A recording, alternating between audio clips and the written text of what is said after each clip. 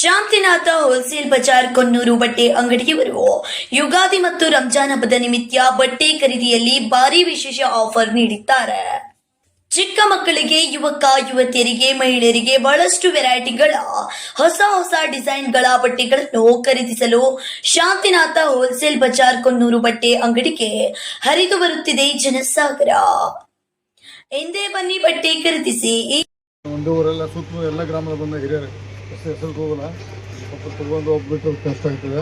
ಎಲ್ಲ ನಾಯಕರೇ ಈಗ ಪ್ರೋತ್ಸಾಹಕ್ಕೆ ಎಲ್ಲ ಚೆನ್ನಾಗಿ ಭಾಳ ಎಲ್ಲ ಸದಸ್ಯರು ಹೇಳಿದ್ರೆ, ವಿಶೇಷವಾಗಿ ಹೊಲದವರು ಭಾಳ ಇಂಪಾರ್ಟೆಂಟ್ ಇರ್ತದೆ.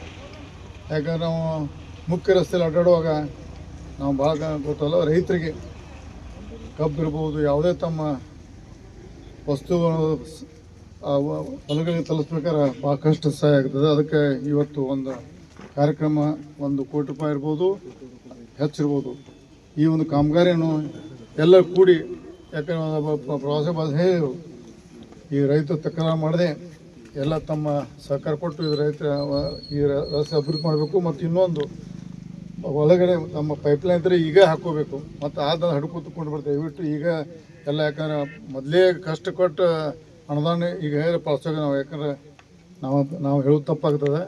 ಒಂದು ಸರ್ಕಾರ ಹೆಚ್ಚಾಗ್ತದೆ, ಒಂದು ಸರ್ಕಾರ ಕಡಿಮೆ ಆಗ್ತದೆ. ಸರ್ಕಾರ ಟೀಕೆ ಮಾಡೋಕ್ಕಿಂತ ಎಷ್ಟು ಸಾಧ್ಯತೆ ನಾವು ಪ್ರಯತ್ನ ಮಾಡಿ ಅಭಿವೃದ್ಧಿ ಮಾಡೋದು. ಬಟ್ ಟೀಕೆ ಮಾಡಿ ಕೂತ್ರೆ ಉಪಯೋಗ ಆಗೋದಿಲ್ಲ. ಯಾಕಂದ್ರೆ ಸರ್ಕಾರದ ಒಂದೊಂದು ಪದ್ಧತಿ ಇರ್ತದೆ. ನಾ ನೀರಾವರಿ ಮಂತ್ರಿ ಆದಾಗ ಒಂದು ವಿಶೇಷವಾಗಿ ಬೆಳಗಾವಿ ಜಿಲ್ಲೆಯಲ್ಲಿ 1-2 ಹೊಸ ಯೋಜನೆ ತೊಗೊಂಡಿದೆ. ಒಂದು ಬೆಳಗಾವಿ ಜಿಲ್ಲೆಯಲ್ಲಿ ವಿಶೇಷವಾಗಿ ಚಿಕ್ಕೋಡಿ ಭಾಗದಲ್ಲಿ ಸೌಳು ಜೋಳ ಭೂಮಿದ ಸೌಳು ತೆಗೆದು, ಮತ್ತು ನನ್ನ ಭಾಗದಲ್ಲಿ ಹೊಲಗಳಿಗೆ ರಸ್ತೆ 200 ಕೋಟಿ ರೂಪಾಯಿ ಇಟ್ಟು ನಾನು ಎಲ್ಲರ ಇಡೀ ಕ್ಷೇತ್ರದ ಪ್ರತಿಯೊಂದು ಗ್ರಾಮದ ರೈತರ ಹೊಲಗಳ ಡಾಂಬರೀಕರಣ ಮಾಡಲಿಕ್ಕೆ ಒಂದು ಯೋಜನೆ ಮಾಡಿದ್ದೆ. ದಯವಿಟ್ಟು ದೇವತೆಯಿಂದ ರಾಜೀನಾಮೆ ಕೊಟ್ಟ ನಂತರ ಅದು ಕುಂಠಿತ ಆಗಿದೆ. ದೇವರ ಆಶೀರ್ವಾದದಿಂದ ಮುಂದೆ ಬರುವ ದಿನದಲ್ಲಿ ಮತ್ತು ದೇವರ ಆಶೀರ್ವಾದ ಮತ್ತು ನಿಮ್ಮೆಲ್ಲರ ಆಶೀರ್ವಾದದಿಂದ ಮತ್ತು ಅದೇ ಸ್ಥಾನಕ್ಕೆ ಬಂದೆ ಅಂದರೆ ಇಡೀ ರಾಜ್ಯದಲ್ಲಿ, ಬೆಳಗಾವಿ ಜಿಲ್ಲೆ ಇರ್ಬೋದು, ರಾಜ್ಯದ ಮೂಲೆ ನೀರಾವರಿ ಇರ್ಬೋದು, ಎಲ್ಲ ಸ್ಕೀಮ್ ಮಾಡಲಿಕ್ಕೆ ಒಂದು ಯೋಜನೆ ಹಾಕ್ಕೊಂಡು ಯಾಕಪ್ಪ ರೈತರ ಸಮೃದ್ಧಿಯಾಗಿ ಸರಿಯಾಗಿದೆ. ಇಡೀ ರಾಜ್ಯ ಶಾಂತ ಇರ್ತೈತೆ. ಸುಮಾರು 4 ಸೈಕಲ್ ಕೊಟ್ನಿ, 4 ಮಣಿ ಕೊಟ್ನಿ, 2 ರೇಷನ್ ಕಾರ್ಡ್ ಕೊಡ್ಕೊತ ರೈತರ ಪರವಾಗಿ ಕೆಲಸ ಮಾಡಿ ಬರೀ ಭಾಷಣ ಮಾಡದೆ ನಿಜವಾಗಿ ಅವ್ರಿಗೆ ಕಾಮಗಾರಿ ಮಾಡಿರಿ ರೈತರು ಶಾಂತ ಇದ್ರೆ ಇಡೀ ರಾಜ್ಯ ಶಾಂತ ಆಗ್ತದೆ.